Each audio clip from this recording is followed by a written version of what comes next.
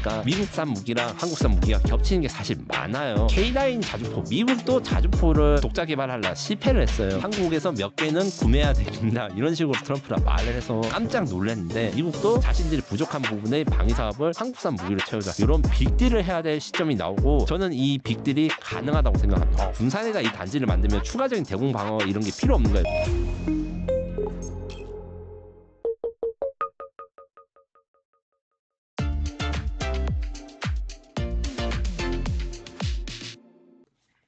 그리고 트럼프 대통령이 B2 폭격기를 회담 중에 언급하면서 한국의 B2 폭격기 구매 암시하는 듯한 발언을 또 한 걸로 알고 있는데, 가능성이 있는 건가요?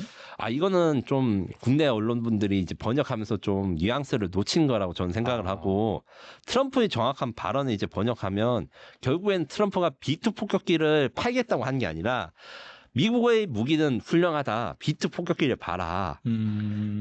B2 폭격기는 36시간 동안 쉬지 않고 비행을 해가지고 이란이 이제 폭격을 하지 않았느냐. 그래서 한국은 미국이 세계 최고의 군사 장비를 만든다는 것을 이해하고 있고, 한국은 미국제 군사 장비의 큰 구매국이며 우리는 그것에 대해서도 대화할 것이다, 이렇게 이야기를 했어요. 그래서 B2를 판다는 소리가 아닙니다. 다만 이제 B2 같은 경우에는 이제 생산이 이미 중단되어서 추락이나 손실되어도 이게 복구를 못하네요. 생산 라인 자체가 다 부서졌습니다.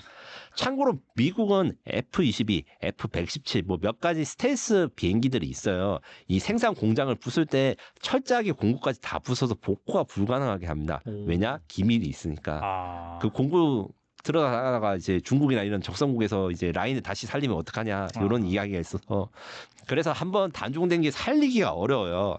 그나마 가능한 게 B-21 레이더 폭격기라고 B2보다 작지만 차세대 폭격기가 있습니다. 요 같은 경우에는 이제 엄청나게 중요한 미국의 전략 자산인데, 묘하게 요게 대해서 이제 수출이 가능하거나 수출 이야기가 나온 적이 있어요. 호주가 얼마 전에 이제 현무 5를 구매한다 뭐 이런 뉴스가 나와서 이런저런 말도 많았는데, 호주가 B-21 전투 폭격기를 구매하고 싶다 이런 이야기를 몇 번 해가지고, 호주가 만약에 판매가 된다면 일단은 이제 안 하기로 했는데, 이게 지금 끝난 게 아니고 복잡한 정치적 상황에 의해서 호주의 B-21 폭격기 구매가 부활할 수 있거든요. 근데 호주가 구매하면 한국도 살 수는 있겠죠. 하지만 이것에 대해서 아무런 말이나 이것은 다 오해고, 지금 현재 트럼프의 머릿속에는 B2를 팔고 싶겠다는 게 아니라 B2를 봐봐. 이 B2를 봐봐라는 게 뭐가 중요하냐면, 얼마 전에 푸틴과 트럼프 대통령이 협상을 했을 때 푸틴 머리 B2 폭격기를 지나가고 이런 에어쇼를 했거든요. 야, 우리나라 무기 정말 좋지 않냐, 성능 좋다, 이거 자랑하려고. 그거랑 같은 선상이다. 그래서 러시아의 B2 폭격기를 팔라고 그걸 보여준 게 아니잖아요. 똑같은 맥락으로 봤을 때 이렇게 이야기고, 다만 이제 미국제 무기를 사야 되고 미국제 무기가 세계 최고다 이렇게 홍보를 한 건 맞습니다. 그래서 지금 구매가 가능한 미국제 무기로 지금 확정적인 거는 특수전 기동헬기 사업이라고 있어서 한 몇 조 원짜리 사업이 있는데, 요건 유사시에 우리 특수부대원들은 영화 뭐 제로 다크 서티에서 이제 빈라덴을 잡으러 가는 레이비씨처럼 침투를 하는 헬기 사업이 있습니다. 요거 후보 기종이 로키드 마틴 NH-53, 보잉은 MH-47인데 둘 다 미국 기종이에요. 어느 것이 승리하든 미국산 장비를 사게 될 것이고, 조기 경보기 지금 사업에서 그 27 P-사이라는 게 있는데, 요게 가격이 좀 비싸서 이제 구매 확률이 좀 떨어지고 있어요. 그 경쟁 기종들이 가격이 싸서. 그래서 지금 완전히 탈락하는 아닌데 이게 간당간당하거든요. 탈락 위기입니다. 미국산 조기 경보기가. 근데 트럼프가 이렇게 이야기를 하고 푸시를 했으니까 이제 우리가 정치적인 고려로 비싸지만 성능이 더 좋은 미국산 조기 경보기를 살 가능성은 아직 남아있고, F-35 스텔스 전투기 같은 경우 현재 우리가 40대가 들어왔고 추가로 20대 계약을 했는데, 제가 확인해 보니까 공군은 사실 그 F-35 추가 구매에 대해서 욕심이 좀 있어요. 이 F-35 전투기는 이번 몇 번 말하지만 이번에 이란과 이스라엘 전투에서 이스라엘 공군이 이란을 폭격했는데 한 대도 격추하지 못하고 이 무적의 스텔스 성능을 증명했기 때문에 지금 현재 그 공군들은 서로 사고 싶어 합니다.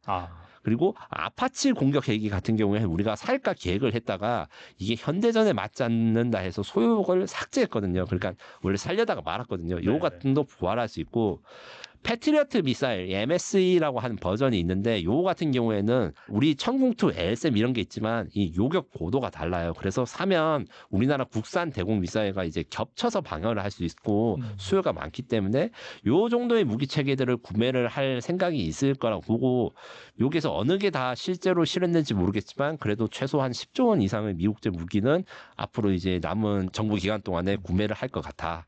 이 추세, 지금 과거의 추세를 그대로 가면 이렇게 설명드릴 수 있습니다. 아무튼 간에 이제 이 미국산 무기 구매가 현실화된다라고 한다면은 아무래도 K방산과 경쟁 관계가 될 수도 있는데 우리나라에 미치는 악영향은 없을까요? 실제로 있습니다. 무슨 말이 있냐면 이제 과거에 사실 천궁2가 지금 이제 아랍에미레이트, 이라크, 사우디아라비아에 잘 수출되지만 이 여러 가지 뭐 미국제 무기를 많이 사야 되니까 소요가 삭제되거나 아니면 축소됐다가 다시 부활했던 적도 있고 예를 들면 이제 사드 대공 미사일 지금 현재 이제 미국 육군이 성주에서 운영하는데 이것도 한국이 구매를 할 수 있어요. 그러면 당연히 비슷한 이제 성능을 가진 LSM2 같은 것도 소요가 축소됩니다. 비슷한 성능의 무기를 가진 그 미국제 무기를 구매하면 그래서 아파치 헬기 다시 구매 이야기 제가 방금 전에 했는데 만약에 아파치 헬기 구매 취소된 거를 다시 살리면 이 대안으로 지금 고려되고 있던 한국항공우주산업이 지금 제안 중인 수리원 버전 공격 헬기 그 마리논 상륙 공격 헬기를 개조해서 육군용으로 쓰자 이렇게 제안이 됐는데 이것도 좀 밀릴 수가 있고 이런 식으로 미국산 무기랑 한국산 무기가 겹치는 게 사실 많아요. 예전에는 거의 겹치는 게 없었다가 이제 한국산 무기 성능이 너무 높아지고 이러니까 생긴 현상인데 그래서 단순히 미국산 무기를 많이 산다. 여기서 이제 끝나거나 협상을 대가로 삼을 게 아니라 요걸 같이 이용해서 우리가 미국 무기를 많이 사니까 한국 무기 방위 사업도 미국에 진출할 수 있게 트럼프가 협상을 해주라. 그럼 우리가 더 많이 살게. 이런 식의 딜을 하고 있을 가능성이 사실 많습니다.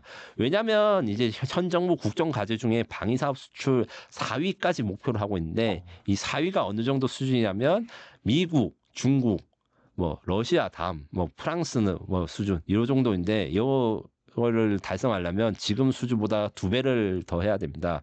그리고 2배를 더 할 수 있는 유일한 방법은 한국에 거의 진출하지 못한 유일한 시장, 미국 시장을 뚫는 거라서 미국 시장에 대해서 우리 방위사업 제품이 어떻게 진출한 거에 대해서 다들 관심이 굉장히 많거든요.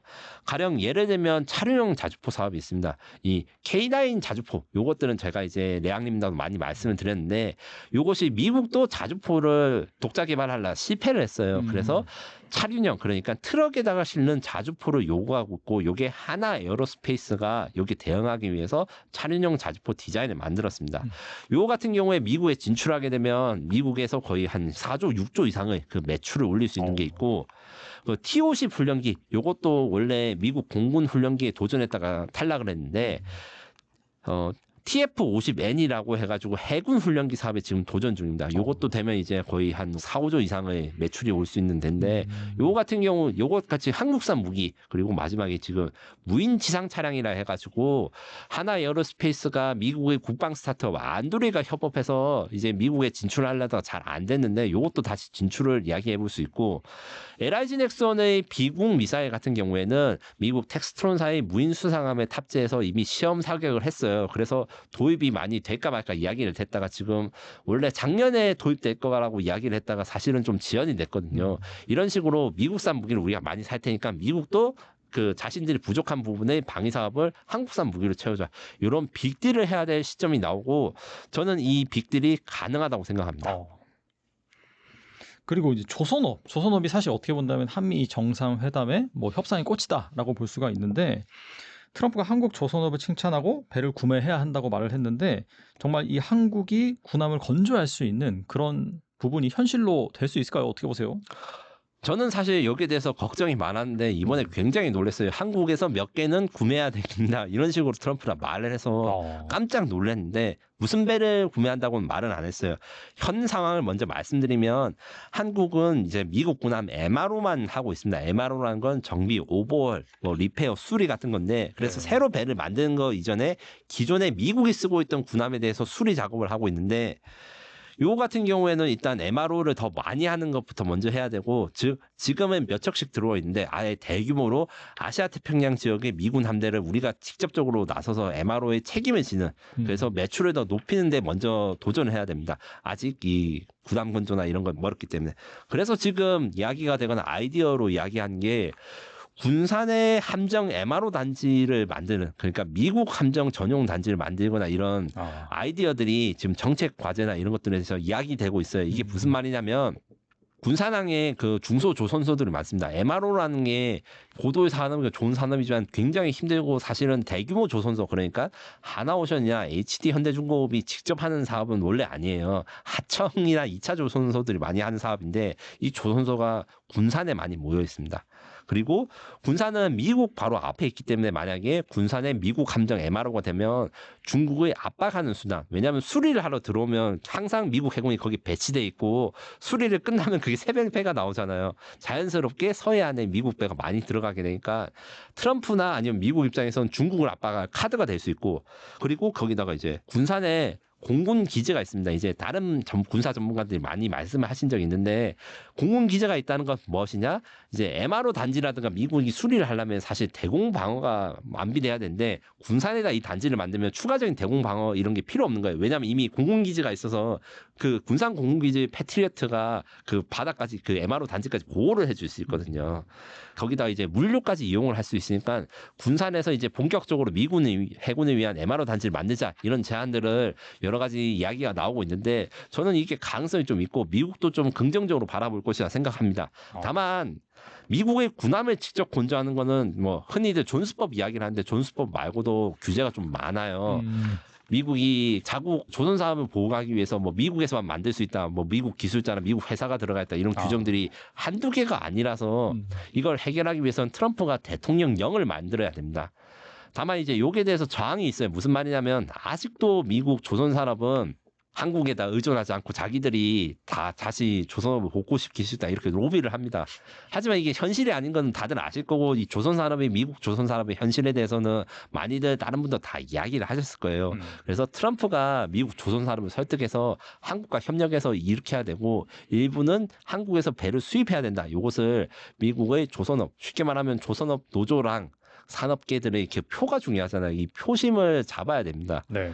그래서 그 마스가 메이크 아메리칸 시빌딩 그레이트 어게인 요 정도로 하려면 어느 정도, 그러니까 한국에서 배를 건조하는, 그러니까 전투함 건조 그리고 수송함, 물류함 건조, 미국 국적의 무역하는 배가 거의 없어요. 네. 배도 없고 이제 국적도 없고 하니까 막 전쟁이 터지면 미국이랑 중국이랑 전쟁이 터질 때 보험료가 너무 높아가서 미국이 물류가 망가지 뭐 이런 거 걱정을 많이 하거든요. 그래서 미국 국적의 수송선단 그리고 미국의 해군력 향상 이 두 개를 목표로 하기 때문에 저는 이번에 트럼프가 이미 말한 이상 이제 이번 말한 김에 이제 대통령령으로 해가지고 외국에서 미국 군함 그리고 미국의 수송함을 건조할 수 있는 이 법령을 좀 정착이 됐으면 좋겠다. 그리고 이게 된다면 그 많은 조선업 애널리스트 분이 이런 말씀하시고 있는 퀀텀 점퍼가 가능할 것이다 생각합니다. 그리고 트럼프가 이 북한과의 관계에 대해서도 많은 말을 했는데 이것이 한국의 안보 상황과는 어떤 관련이 있을까요? 1차 이제 트럼프 정권 때 그 북미 정상회담 요것을 기준으로 생각하는 게 현실적이고, 물론 그대로 안 갈 수도 있습니다. 그래서 가정이지만 그때 상황을 돌이켜 생각해 보면 일단 북미 협상 의지가 트럼프가 강력한 게 중요하다고 봅니다. 김정은과 나는 매우 관계가 좋다. 올해 안에 다시 만나고 싶다는데 이제 문제는 이제 김정은이 여기에 대해서 이제 트럼프 2기 정부 때 화답을 한 게 없죠. 뭐 김정은이 뭐 트럼프를 다시 만나고 싶다고 말하거나 아니면 김여정이나 이제 북한의 공식적인 반응이 무반응이라서 이제 일부분들은 이제 아 트럼프가 너무 자존심도 없냐 이렇게 말씀하시는 분도 있는데 네.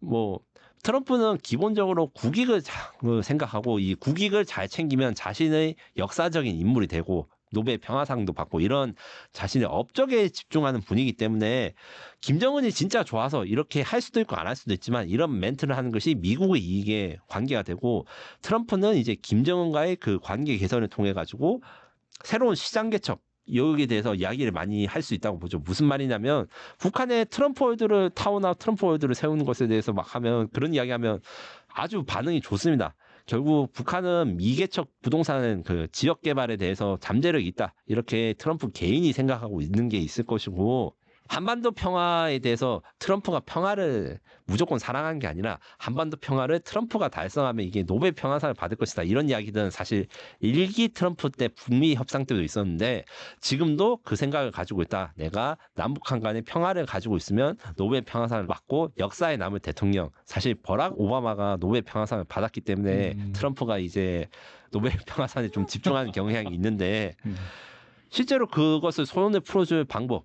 왜냐하면 이란과 지금 이스라엘이 폭격을 했기 때문에 원래는 중동에서 평화협정, 아브라함 협정을 체결하면 이걸로 받을 거라 생각인데 사실상 지금 불가능하거든요. 다시 동북아가 필요하거나 혹은 우크라이나 러시아의 종전협정을 이제 미국이 주도하고 여기 공을 이제 노벨위원회가 인정받으면 그걸로 평화상을 받을 건데 지금 이제 우크라이나랑 러시아의 그 종전협상 이야기 되고 난 다음에 러시아가 우크라이나에 대규모 공격을 더 많이 하고 있어요. 그렇기 때문에 한반도에 대해서 자신의 명예를 높일 걸로 좀 수단으로 생각하지 않을까 이렇게 하고 북한 입장에서 제가 북한 전문가들 몇 분한테 이야기했을 때 쉽게 말해서 한 번 속지 두 번 속냐 이런 느낌으로 김정은이 쉽게 트럼프에 답하지 않을 가능성이 매우 많다고 이야기를 합니다. 기본적으로 1차 북미 정상회담 노딜 회담에 대해서 각자의 입장에 따라서 이제 이야기는 다르겠지만 결국에는 북한이 얻은 것이 하나도 없다. 이렇게 이야기한 건 사실 다 동의를 하거든요. 물론 북한이 얻은 것이 없기 때문에 우리가 안보상의 이득을 받는 것도 있다. 이런 것도 감안해야 되는데 그래서 제가 보기에는 이제 한국이 중요하다. 왜 중요하냐면 트럼프가 1차 북미 정상회담도 이제 한국 정부의 주도나 이제 주선이 좀 있었고 같은 역할을 기대할 수 있는데 일단 냉정하게 이제 정치적인 걸 다 빼고 말씀드려서 이제 김여정은 사실 한국과의 대화 그러니까 북한 정부는 한국과의 대화 의지가 지금 없어요. 근데 이게 북한의 국가 전략에선 당연한 거예요. 왜 당연하냐? 만약에 북한 김정은 정권이 한국과 대화할 의지가 있다면 대화할 의지가 있다고 말하면 안 돼요. 왜냐하면 거기서부터 이미 지고 들어간 겁니다. 조금 북한이 그 민족 감정 이런 거 다 제기하고 국가로서의 이익을 생각했을 때 한국과 이야기를 했을 때 단순히 평화 말고도 얻고 싶어하는 게 많고 이거는 정치적인 의미가 아니라 그 국가의 지도하는 입장에서 자기가 협상을 하면 뭔가 더 얻고 싶을 건데 그런 거에 대해서 이제 협의를 할 것인가? 요게 대해서는 이 북미 정상회담 노딜의 악몽이 있다. 다만 이제 지금 현재 이제 트럼프랑 이제 이재명 대통령 회담에서 이미 주제는 던져졌습니다. 뭐가 던져졌냐? 에이펙 회담 경주에서 열리죠. 여기에 이제 북한도 참가해라. 그러면 북미 회담을 할 수 있다. 이렇게 제안을 했는데 받아들일지 안 받을지 모르겠고 솔직히 지금의 북한 반응으로 봐서는 가능성이 낮아요. 근데 이게 북한 입장에서 무조건 안 간다고 하고 가기 전날까지 안 간다고 버텨야지 하나라도 더 얻을 수 있는 쉽게 말하면 때를 쓰는 전략을 쓰는 게 물론 국제적 윤리적으로는 옳지 않지만 사실 북한이 얻은 게 많거든요. 그렇기 때문에 갑자기 북한이 나선다 이렇게 할 수도 있고 지금 1기 트럼프 정부 때 기억이 다 헷갈리시거나 좀 가물가물하신 분들이 많을 거예요. 지금 코로나 생각하신 분들 잘 없으니까 그때 생각했을 때 그때도 갑자기 태도가 돌변했다. 그러니까 물밑 협상이 있었더라 해서 분위기가 서서히 좋아지거나 이런 게 아니라 갑자기 뭔가 좋아지거나 아니면 아예 노딜이 되면 이제 아무 일도 없었던 것처럼 유야무가 되거나 둘 중 하나의 엔딩을 가질 것이다. 이렇게 저는 생각합니다. 네, 또 특파원님과 함께 이 베네수엘라 이슈와 한미 정상회담 이슈에서 또 이 중요한 군사적인 이슈 다뤄봤는데 또 이게 이제 큰 아웃라인이고 앞으로 또 세부적인 협상을 통해서 또 디테일이 또 나올 거잖아요. 네. 그런 이슈가 발생하면 또 특파원님 모시고 한번 대화 나눠보도록 하겠습니다. 네, 감사합니다. 지금까지 김민석 특파원님 나와주셔서 감사합니다. 감사합니다.